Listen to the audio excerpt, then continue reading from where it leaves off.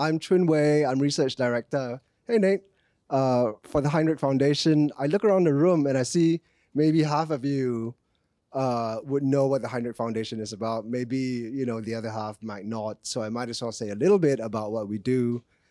We are a philanthropy and we work on trade policy. We work on trade as well as trade policy.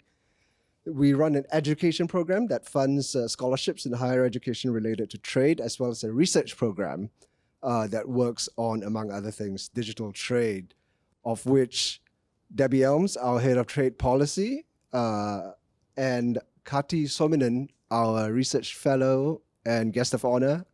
She is a well-published author and, as you know, a global authority on all things digital trade. She has so many achievements on her resume. She's as many of you know, she's a research fellow for us, and she is the founder and CEO of her own company called Next Trade. She is a life member on the Council on Foreign Relations. She is an adjunct on the Center for Strategic International Studies. She teaches at UCLA. She's a almost pro tennis player. The French Open just closed yesterday, so you can ask her a question about that. And she has among her clients like so many acronyms that is just in this business that we're in this circle, we get used to acronyms. But I mean, it's IDB, ADB, UK FCDO, as well as Google, Visa, eBay, Mastercard, and so on. Kati came to us by way of introduction, a very casual introduction by another lady in Singapore at the time, by the name of Deborah Elms. She was who happens to be standing right there. Debbie at the time was, as many of you know, she led the Asian Trade Center. She was the Asian Trade Center. She's another one with a whole bunch of acronyms. I mean, like APCO and UNASCAP and Temasek in her background and RSIS.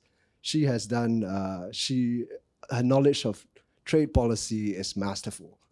And she's here today to interview Kati, for a trade dialogue on all things digital trade, including e-commerce, paperless trade, the last mile in which Kati has written about, de minimis, a lot of pressing issues that are going on in digital trade that are very important to the functioning of frictionless global trade. So Kati and Debbie, if you want to take your seats, we can kick off. And thank you very much, everyone, for coming. Very happy to see so many people that I recognize. That's fantastic. Thank you all very much for coming. What we're going to do today is Kati's going to take us through a few sort of opening remarks. She's got this, well, honestly, you're all going to want her slide deck when she's done because it's full of data, which many of you I know love, and excellent graphics, also amazing. So she's going to flip through some of them, but not all of them, and sort of put a few issues on the table, and then we will open to questions and answers, and then we will finish with a reception. So you all have a chance to chat with each other and with Kati at the end. So I don't want to take up more of her time. Let me turn it over to you. Well, thank you very much. To sit down.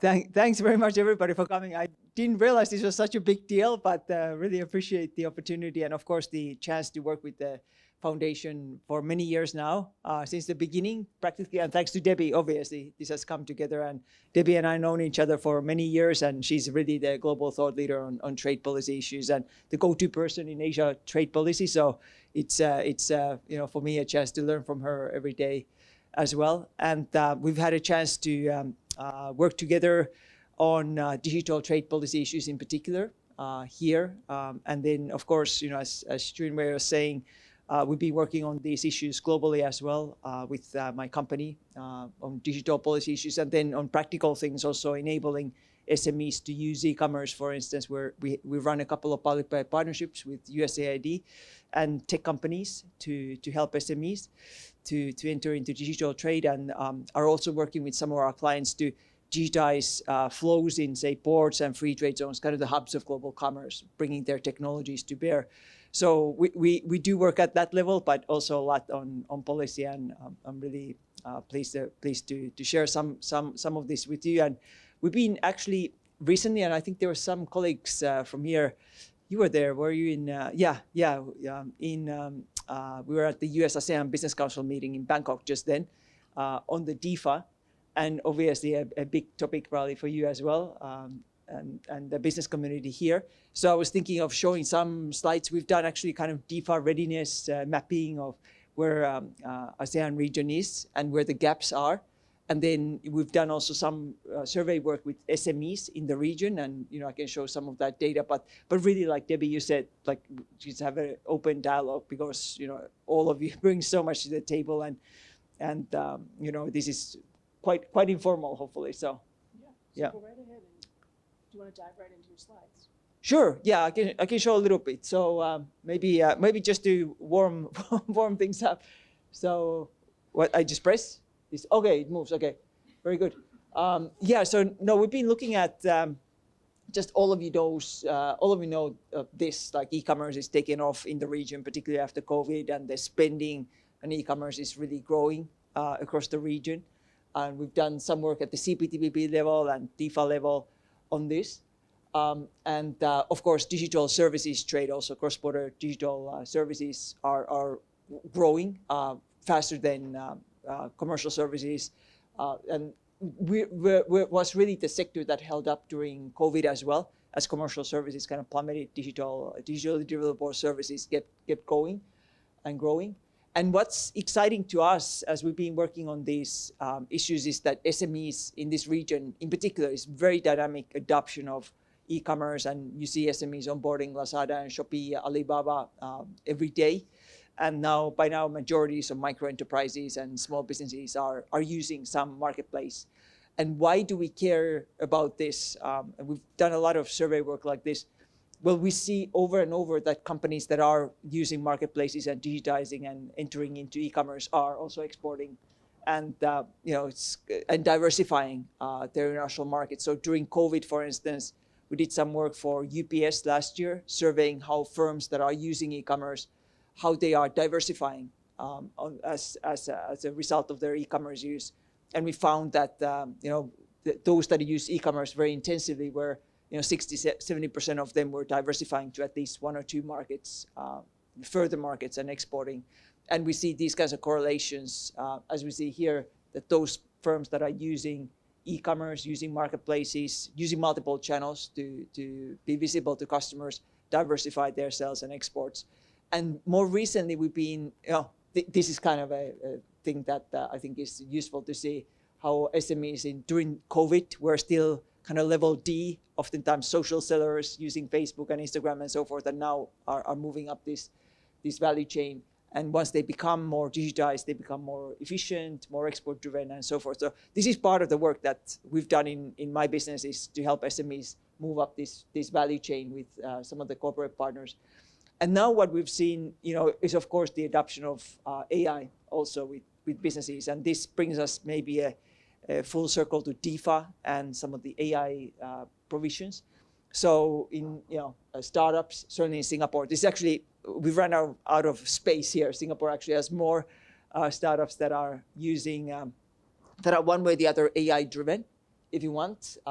Actually, like last year, 20%, 18% of startups in Singapore were one way or the other AI driven, those startups that started. So there's definitely adoption of AI that's then enabling companies to further become more competitive in trade and scale and so forth. I think this is kind of the policy message that we've been seeking to promote, that this has taken off already in the region. It's becoming AI use among startups, and kind of AI-driven startups, whether they are in finance or transport or whatever sector, healthcare, is growing very rapidly in this region.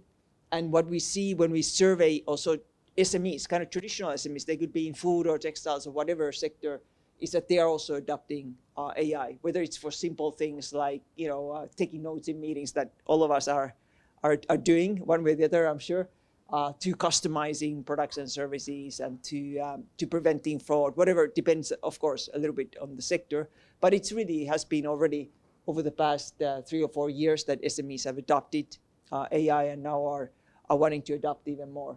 And what we see is that maybe there's the first kind of policy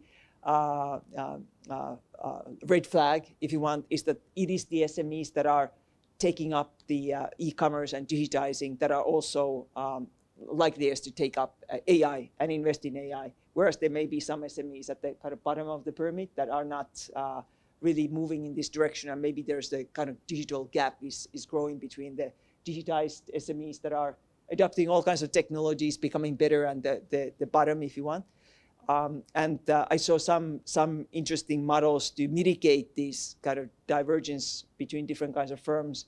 For instance, in Finland, they have this Finnish AI region where SMEs can go and test different digital technologies and AI in different use cases in their business. Like, I want to streamline my supply chain. How do I use AI for this?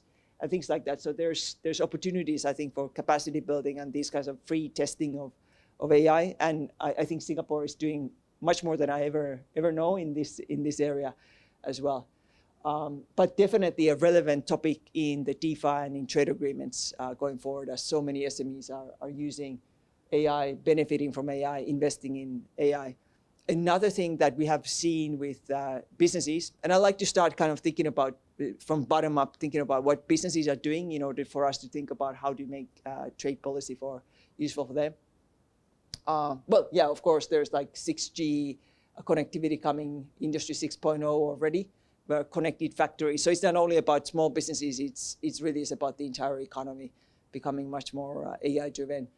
What we also see is with the SMEs that are kind of the turbocharging to the e-commerce era and exporting, is that they are likeliest to adopt some of these green standards and also green their businesses. So they are the ones that are investing in things like renewable energy sources, and they are the ones that are changing service providers to become greener. And I think by virtue of this kind of twin transformation, if you want, they are also becoming better positioned to deal with the green standards that are now emerging and green policies as well. But this is, as you know, Europeans in particular are creating new rules in this space, and we are mapping currently standards that larger companies have been putting in place, kind of ESG standards and things that companies, smaller businesses have to deal with in order to be in their supply chains. So I think this is another big trade policy issue that is probably hitting SMEs here and globally, and requires a lot of these traceability mandates that we've been working on together with GS1 and others here. So that's kind of on the what's going on at the ground zero with SMEs and businesses that are digitizing and growing through e-commerce and exporting. Of course, in this region is really the epicenter of adoption of digital trade agreements and digital economy agreements, and you know all of these different agreements.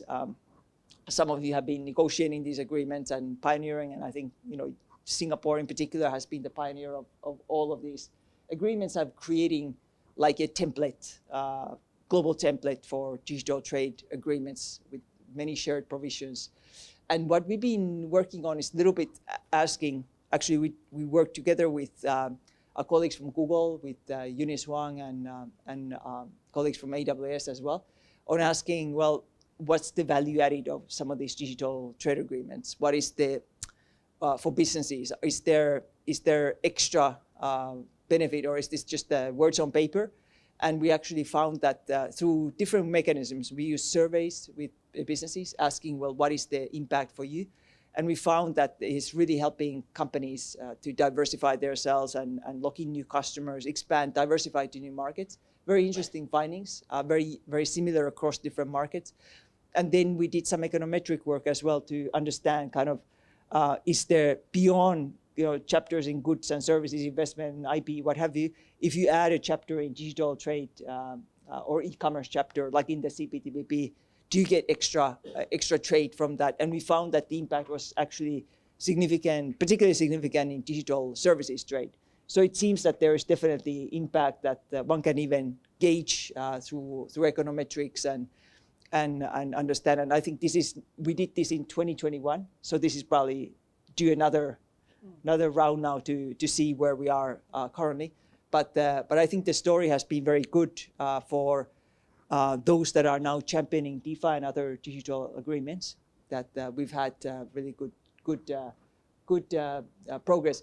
What we did find in this study, and that promoted some further exploration then also, and I think we shared together here once, this research is that companies, when you ask them, well, what do you think about these agreements? What else could be done in these agreements? Always, and the top one or two issues was how do we enforce these agreements better? How do we ensure that these agreements are actually implemented, whether it's the CPTPP, e-commerce chapter, or other digital trade agreements? And this was kind of surprising to us. For me, it was like, my goodness, this is not really, or maybe there's lack of clarity of how things are going, or maybe there's difficulty of kind of monitoring these agreements. So we decided to take it on ourselves and create like a mapping of how these agreements, and in this case CPTPP, is actually implemented. And we did a little mapping like this. This was 2 years ago, and we replicated it earlier this year, where we took basically the top provisions in the e-commerce chapter, and then looked at, some of them are, you can verify looking at national laws, like, do you have a data privacy law? Check. Do you have a consumer protection law? Check. In other areas, we needed to be a little bit more creative to think about how to kind of verify whether a country is or economy is meeting its commitments in these agreements. In some cases, we did also business surveys to understand whether businesses are saying that they have some trouble, for instance, with source code protection and things like that. And so we did a little bit of everything to get at the ground truth as to what's going on with these digital trade agreements. And I was surprised by a couple of things. One is that nobody had really done anything like this. You tell me if you know of somebody else, but at the WTO we have the TPR, and in regional trade agreements, of course, there's a number of committees and commissions that are and dispute settlement provisions, mechanisms, and so forth. But in the digital area, it was still a new thing to even think about how do we monitor countries' implementation of their commitments. And so this was kind of a first attempt and kind of simplified way of doing it. But this is what we got in the CPTPP region. The latest mapping is this. So we find that Vietnam, of course, has some of these Decree 53 that many of you have agonized with, and so on, that made us turn Vietnam into red. And then there are many of the survey results were such that we thought that the kind of protection of source code required a lot of work still from governments, from all governments, basically. And then there are certain areas that hopefully will remain green, but such as moratorium on electronic transmissions and so forth. So this was, hopefully a useful exercise to see a little bit where economies are on this. But what we did was, well, this is what businesses say. So businesses said Australia is doing super well, New Zealand as well. And then, at the bottom are countries that are not necessarily meeting all their commitments yet. So this was the kind of ground truth thing from SMEs. And now we did this for DIFA, just thinking about if, DIFA was like CPTPP in provisions, and, how ready would countries be basically to implement DIFA. And again, we see some of these areas like, AI provisions, where maybe half of the ASEAN countries have adopted some sorts of AI guidelines or AI strategies, but there's still a lot of work to be done there. And then in certain areas like data transfer and so forth. So this is basically like a gap analysis to think about, well, where are the areas where businesses can push, or aid agencies like USAID could support capacity building for economies. And we actually have a little paper on this, so I can send that link on this. And here's what we basically got at the country level. So some little experiments like this for us to not only shape these agreements, but think about also how they can be better enforced and monitored. And I would imagine that JSI process kind of confronts at some point a similar question, how to enforce that. So this is our little research here. Let's see, what else do I have? we can go back into this. Yeah, we did a little mapping also of other policies that need to go right in order for countries to adopt AI, data privacy, data transfer, and seeking to get cybersecurity, skilling for businesses, individuals, and so on. And ASEAN is kind of in the middle of the pack there. So, by that score as well, some work to be done still in the region, I would say. But businesses love this. I don't know, this may be very small, but we actually asked businesses, exporters, non-exporters, what do you think about these digital trade provisions? And unfailingly, they say that it's extremely useful for me or very useful. So, Liz, we're talking about how you're helping businesses understand more about these rules. At least, surveys show that this is very valuable for them to have these rules of the game. Things like cross-border data transfer, being able to move data and store data where most convenient, while also having the data privacy protections. Businesses seem to really benefit from this. So these are some of the survey data that we're getting, and something that we realized amid some of this work that we did in the ASEAN region in particular is that the payments interoperability comes out in the surveys as something that businesses really struggle with. Cross-border payments. Receiving cross-border payments has been an impediment for businesses to do commerce. So therefore our panels in Bangkok also about payments interoperability and how we can promote some of these policies in the DIFA to enable cross-border payments above and beyond maybe the just QR code-based mobile payments and that the governments are working on. So those are some thoughts, and some, I think, for some areas of work. We talked with Debbie as to whether to focus this on more on digital trade or DIFA or what have you. And I thought, well, since we were just in Bangkok and there's a lot of focus on DIFA, why not give you a couple of pointers about that? But yeah, I think on AI, as we're thinking of new provisions on AI to put in a trade agreement, probably like common AI standards for us to even have common definitions and common ideas of how to test AI applications or how to think about the risk of AI, different AI use cases and things like that could be probably useful. And of course, AI requires data transfer to work. So there could be really a pioneering opportunity or opportunity here to pioneer in the ASEAN region on AI policies in a trade agreement. And then of course in payments, I think a lot of work, a lot of opportunity as well to do something novel and monitor, of course, these trade agreements. And with all of us in groups like this, kind of future-proof all these provisions. So how we can promote through dialogues like you've organized today, this kind of knowledge sharing across private sector, public sector, and others about trade policy rules. Since AI will be evolving, payments will be evolving, all these areas will be evolving. So how do we keep updating trade rules also accordingly?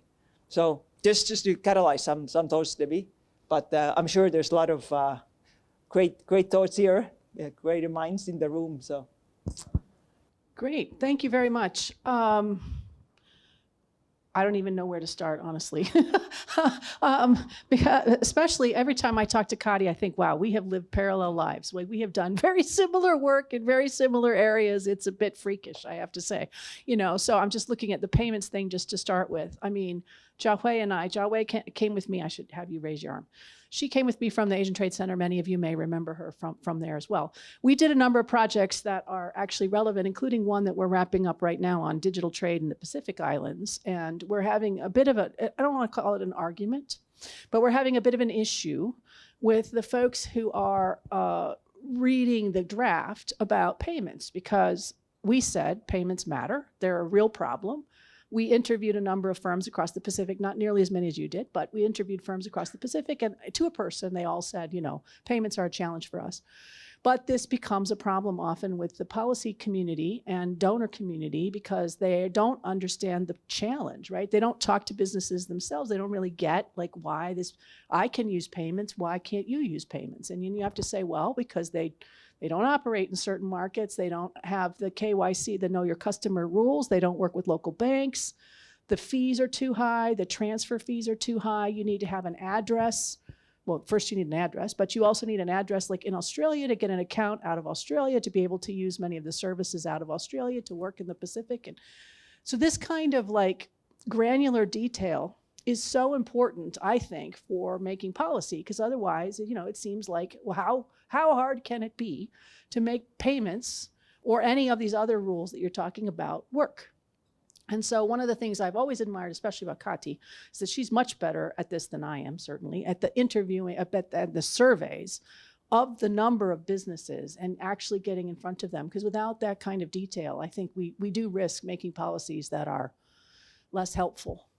And you were doing a mapping exercise, and I will say, we did a very long and painful mapping exercise of ASEAN for the e-commerce agreement, never saw the light of day. So I think there are some of these mapping exercises that have been done. We probably have all done them. I don't know, half of you in the room probably have been a part of them, but they don't always get to be transparent. And I think then we just keep replicating the same mapping exercise and without actually making the difference at the end. So please make these transparent wherever you can. I think that's great. I don't want to ask a lot of questions, actually. I think my audience here is pretty savvy. So I'm going to let you think for just a second. If you got a quick question, you can already start raising your hand, and then I know who's available. See, I knew I had a good audience. Fantastic. We're going to use the microphone because we are recording this. I should have said that at the beginning. We're recording this. And so we need to hear you. Go right ahead. A very easy one. You shared that there's a survey going on between Google, Uniswan, and how market thoughts they're diversifying their business through these CPTPP agreements. Is that available to share, or can we find that somewhere, the survey results? So yeah, we've published this through various couple of papers with CSIS. We've done papers with USAID as well. There's other data out there. So yeah, all of this is published one way or the other. Perfect. Yeah. Thank you. Yeah, definitely. No, happy to share it. Yeah, please, let's not reinvent some of these things, please. Okay, Yongguk Ryu from Lee Kuan Yew School of Public Policy, where I teach international politics.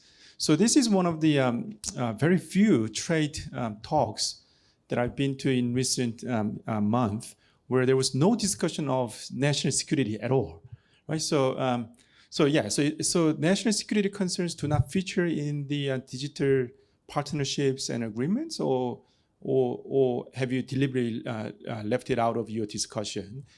If national security concerns matter, how do you see the implications of the U.S.-China strategic competition, the concerns with national security on digital partnerships and frameworks? So that's the first question. The second is more of a comment. So this DEFA, as far as I know, is mainly driven by more advanced economies in ASEAN, whereas the less advanced economies have no interest, and they probably don't even have any clue as to what's happening with DEFA. Now, isn't that a concern in terms of creating greater inequalities across the different ASEAN member states, which is not good for the regional cooperation and unity within ASEAN? I want to hear your comment on this. I'm going to hand it to you in 1 second. I realized I forgot to tell people, DEFA, the Digital Economy Framework Agreement, DEFA, is ASEAN's attempt to make the framework that will pull together digital policy across member states, but also ASEAN as a whole. So the idea here under DEFA is, could we create one umbrella that will help structure a lot of digital conversations that are otherwise fragmented? Probably should have mentioned that earlier. So those of you who are like, well, what is this DEFA? That's what it is. Digital Economy Framework Agreement, different from DEPA, the Digital Economy Partnership Agreement. DEPA is an agreement that exists, a standalone digital agreement. DEFA under negotiation right now within ASEAN. Yeah, sorry. Go ahead. Yeah, I mean, very good question. It's one could answer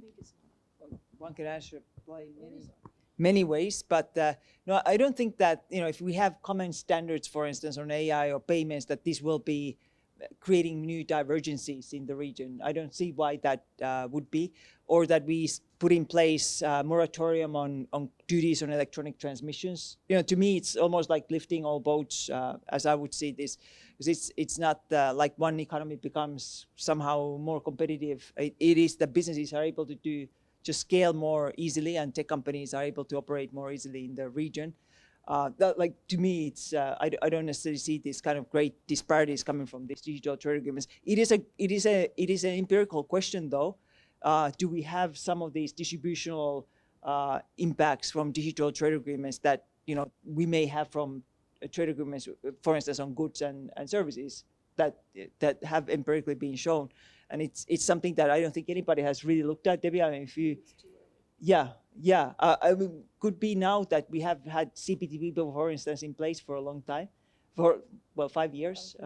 Long. Yeah. Yeah. But I mean, a lot of these are brand new, right? We have some data. The Comprehensive and Progressive Trans-Pacific Partnership, CPTPP, came into force at the end of 2018. Yeah.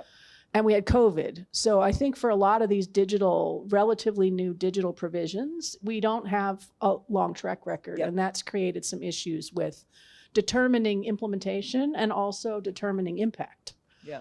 I think we are getting more data, but obviously we all need to get Kati busy on finding out what is the actual on-the-ground evidence of impact. And I think that would be great. We did work in 2021 on exactly this, like what has been the impact of CPTPP, but the problem at the time was that there's only so much data. So it was hard to show like through any econometric work that there's been an impact. What we just looked at was kind of trade flows and what's going on with trade and investment. And we saw a big surge for Vietnam in particular in exports as well as in FDI at the time. But that was still too early to say this was because of CPTPP.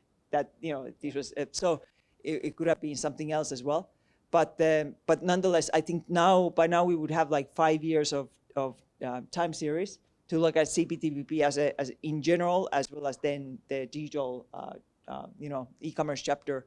So it could be possible. Somebody else once recently pointed out to me that it would be interesting to ask ourselves what are the distributional impacts of digital trade agreements, like on different sectors, or rather than across countries, as you are asking, maybe across sectors or so forth. And I thought this is I never quite thought of that in that way, like the distributional impacts from digital, because I don't necessarily see how the agreements would cause like great disparities.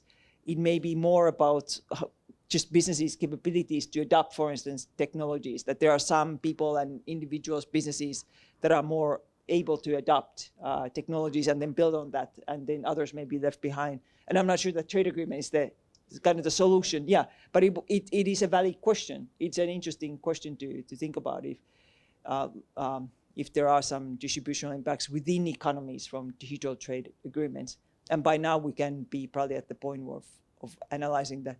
And then on the national security, like, I guess, I mean, I don't see necessarily in these nitty-gritty, policy issues, the national security entering much, except more maybe on data transfer and things like that. It's more about the coalitions, who is playing where, I would say. I don't know, Debbie, what your thoughts are, but I don't necessarily see it in the DIFA context as much. Of course, it's it depends a little bit whose rules are adopted, and also like I guess in the CPTPP, who is acceding next and so forth. We don't have the same focus on national security, certainly in the trade policy space, that you get in others, depending on who's in the room.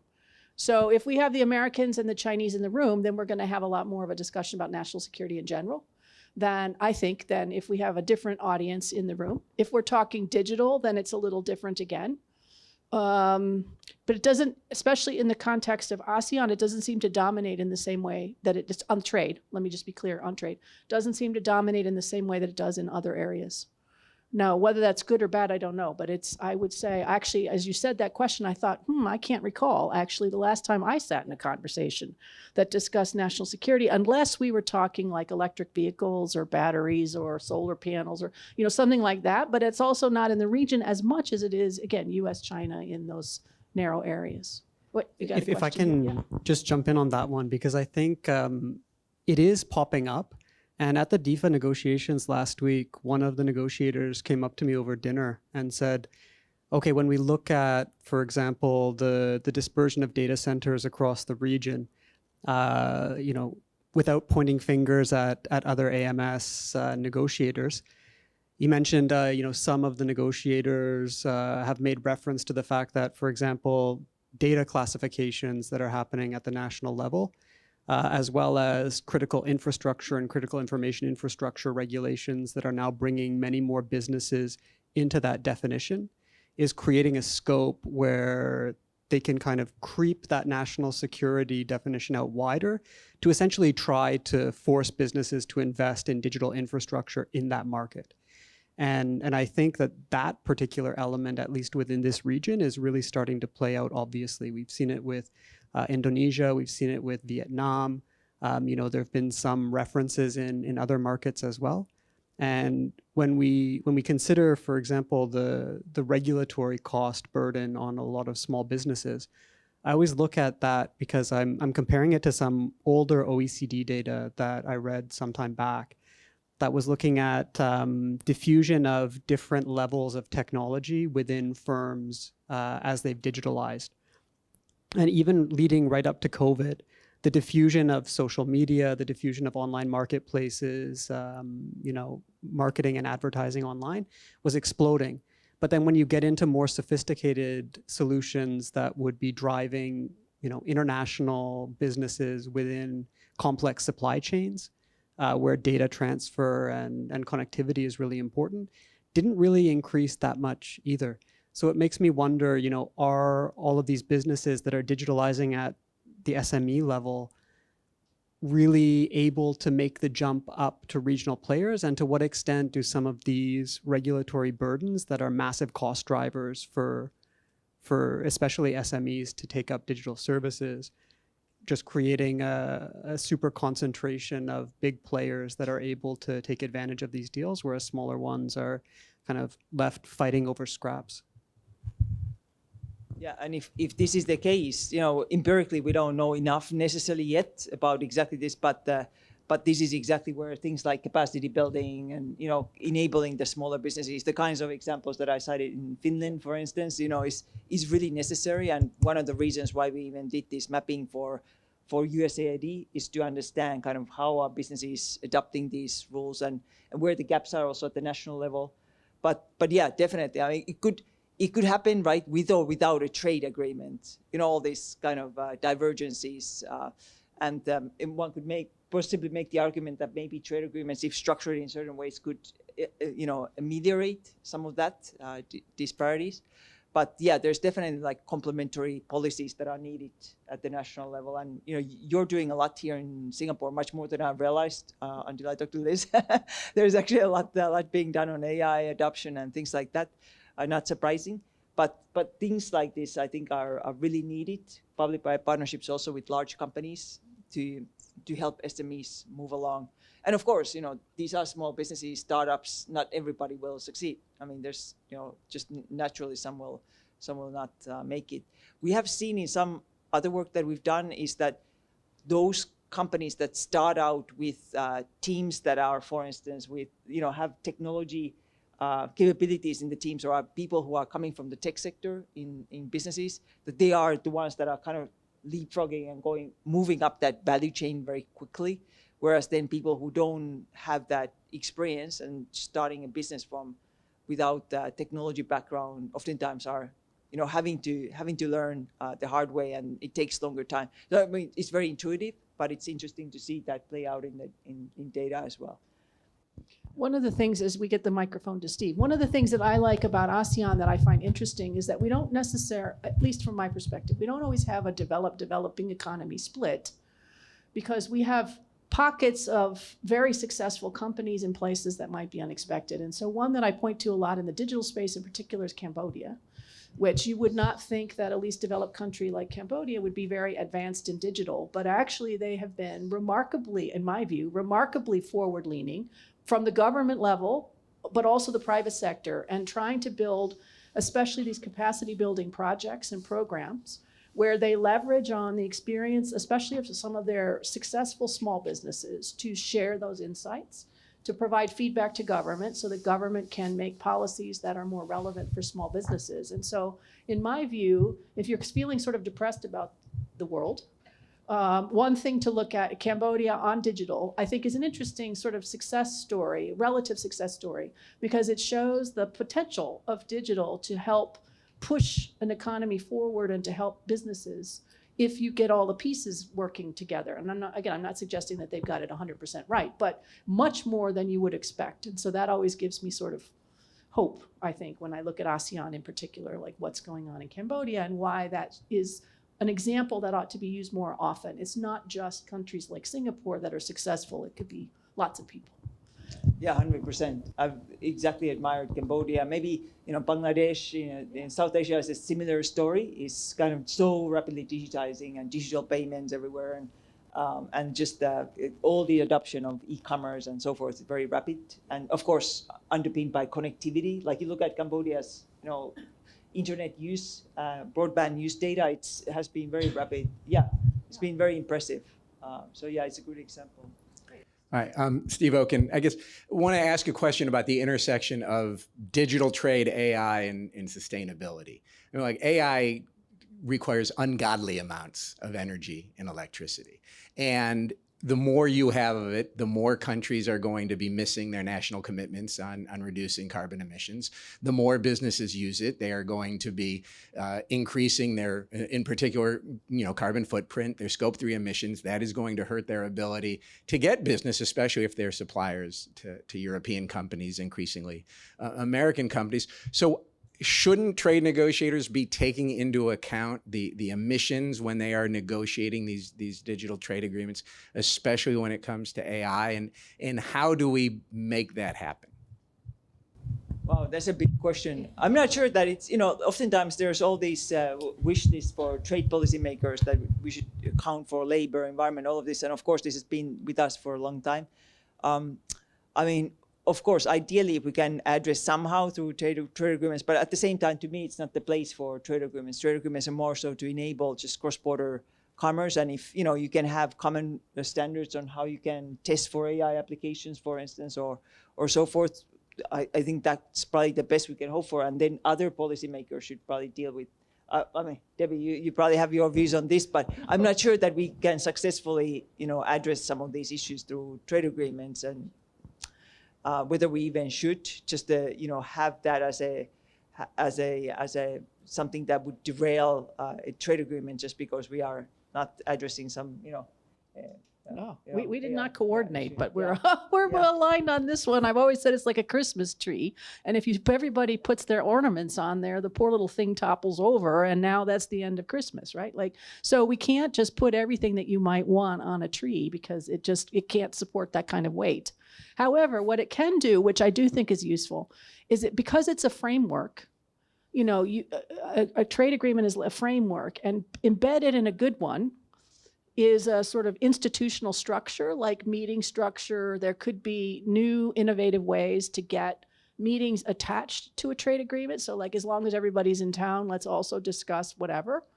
And I think that is actually an okay use of a trade agreement, because now we're not committed to necessarily looking at, your carbon footprint for something, which it's important. I'm not saying it's not important, but it has been challenging to put into a traditional trade deal.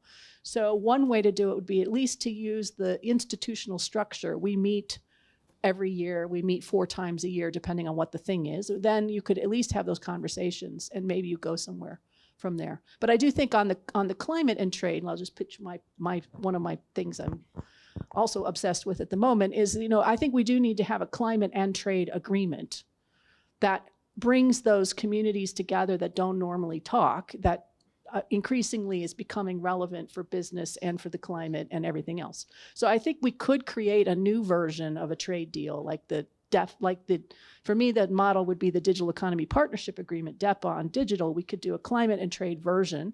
There's some efforts at this in Singapore and Australia. Before everybody jumps on me, Singapore and Australia have a climate agreement, which I think is interesting and worth looking at. And New Zealand has been leading a group of countries for 8 rounds. I think we're now maybe 8 or 9 rounds into that discussion with a really wildly diverse group. But to sort of think about how can we do climate and trade, what are the trade-related implications of climate policy, could be really cool. Yeah. Yes. Yeah. Yes, and again, exactly this, how do we enable small businesses to qualify for, get market access or even meet large company standards, climate standards, ESG standards. It's really, it's a huge growing area. And certainly all these capacity buildings that we're doing with our with our business partners is a huge issue, particularly for companies that want to enter the EU market. Is of course there's like very dense, but it is. I mean, one can argue with the attempt to deal with the climate change issues either. So yeah. I mean, it's a great question, definitely. But I do think one of the things that is interesting that also unite, this is again why I recommended Kati to the foundation, is this focus on small businesses, which is, I think, is super important. And maybe you can describe why you think it's important to focus on small businesses, because it might seem peculiar. I mean, especially in this audience that we happen to have here, we have companies and governments, but we don't seem to have a lot of small businesses, at least not in the audience. And that's typical for these kinds of discussions about policy, right? The small businesses are not here. So why focus on them? Why this obsession with small businesses and making sure that they are successful? Yeah, I mean, it's a good question. And to be fair, like some of these data that I show is kind of, surveys and analytics of firms of many kinds, like small, medium, anything but typically large, because if you start to survey the largest corporations, then you run up big bills. You want to get at the CEO of Fortune 100, for instance. But this gives you SMEs are so important in economies, as we know, and from these companies will grow some of the bigger companies. But as a source of employment is hugely relevant. Obviously, the majority of jobs in these economies are by SMEs. And now, as we've been seeing this, SMEs by virtue of e-commerce are becoming much more important in trade. I would argue, like bit by bit, we're starting to see also, SMEs are still a smaller share of overall trade. It's really trade is in practically any economy run by the large business. If you look at the trade data and map that to businesses who are exporting and importing, but the share of kind of small business trade as a total pie of just trade flows is also growing bit by bit, not very quickly, but bit by bit. And businesses are certainly entering. Like there's more and more small businesses that are engaging in trade. But some of this data that I was showing certainly has mid-sized companies, people up to 250 employees. So this is not only small business trade. In my prior lives, as we've been working together and also with Liz, certainly we've been focusing also on kind of global value chains and thinking about large B2B transactions and bigger businesses and how to promote market access for, companies of any size. So, and of course we work in Nextrade. I work a lot with large technology companies as well, who, by the way, care a lot about small businesses, because it is the small businesses that are exporting, importing across borders, that are paying across borders, that are moving packages and parcels across borders, where the growth is, where the new customers are. So it is important also for larger companies to work with SMEs. Yeah, I think if you can't empower the small businesses, that the large businesses don't grow as well either, because most of them are using the large business goods and services, but also, that as you go forward, you need the small businesses to take advantage of these rules. If they're written for small businesses, then big businesses benefit as well, right? So if I make it easy enough for a small business to use a rule, then the rule is clearly easy enough for a large business to take advantage of it too. So there are multiple reasons for focusing on SMEs, but it can be a stretch to get folks to really hone in on those small businesses, because they're difficult, they're expensive to track down, they're hard to talk to, it takes an hour to get really what you want out of them, because they don't even understand the question that you're asking, Not because, again, let me just be clear, not because they're stupid, but because they're not in the policy space. So if you say, do you have any policy problems? A small business goes, no. And then if you say, well, what kept you up last week? And then they will give you 5 things, all of which are policy related. And so you have to translate that. And that makes working with small businesses rewarding, but also time consuming and costly. So. But I mean, to be fair, that governments, like one of the reasons why we've done so much work on kind of understanding how SMEs are engaging in trade and so forth is the interest by our customers, both the players like World Bank, USAID, IDB, development organizations, UN organizations, as well as then large technology companies, the payment companies, logistics companies, and so forth. All of them are very interested in the kind of state and health of small business, how to promote small business, because that's where they see growth. as coming from, and that's where development organizations, of course, see the development imperative is to support smaller businesses. I think for me, it's just interesting to look at some of these data, like get the ground truth in what's going on in economies. You kind of get a pulse of what's happening by surveying small business. But of course, we do data of many other kinds of data and policy analytics and so forth as well.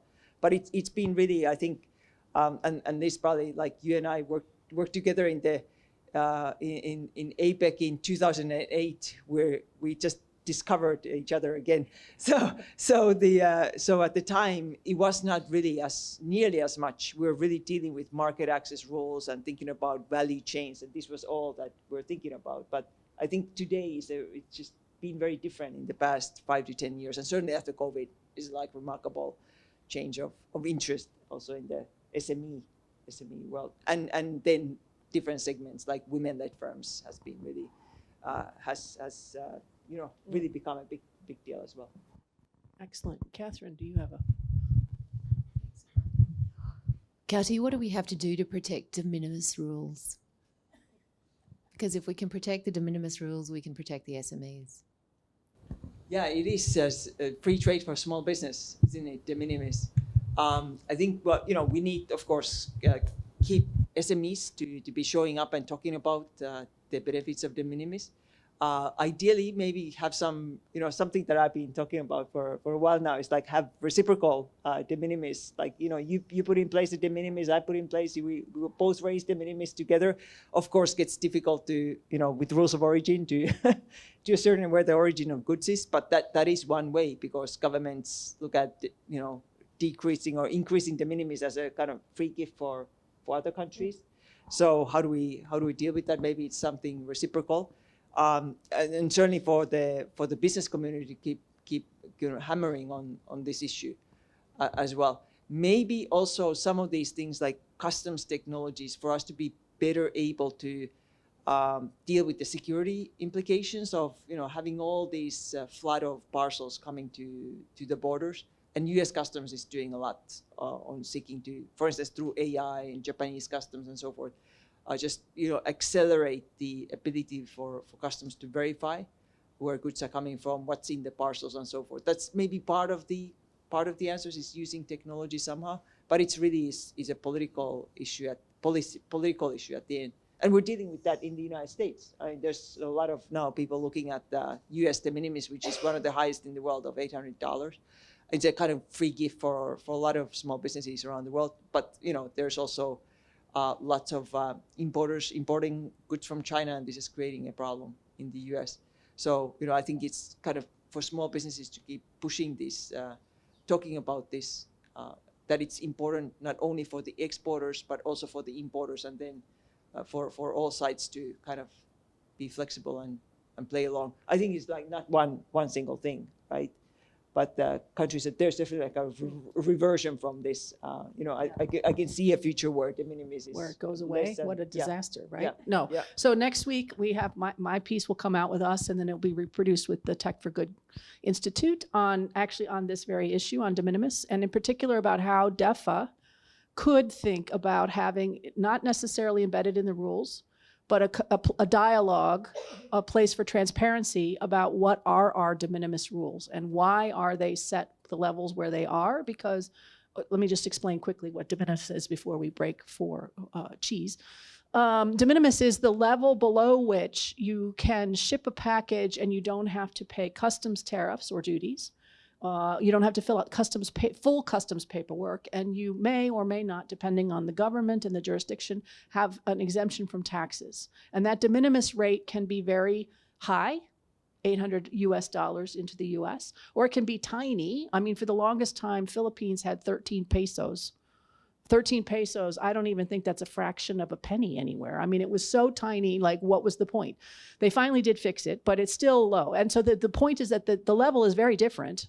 And so if you're a small goods producer and you make, I don't know what, shirts or whatever, something, watches, bracelets, something, and you want to send whatever that is, you often get caught because you don't know what the de minimis level is in another market. You assume it's like yours, and then all of a sudden, what? I have to pay what? And I'm not ready for that. And, it creates all sorts of problems for small businesses in particular. So It'll be in next week's piece. My one suggestion that I keep trying to make is, could we please eliminate the name de minimis, those of you in the good space. Let's call it an MSME threshold, because that is a better name. First of all, it's a better name, because there's a lot of uses of the word de minimis, which means too small to bother.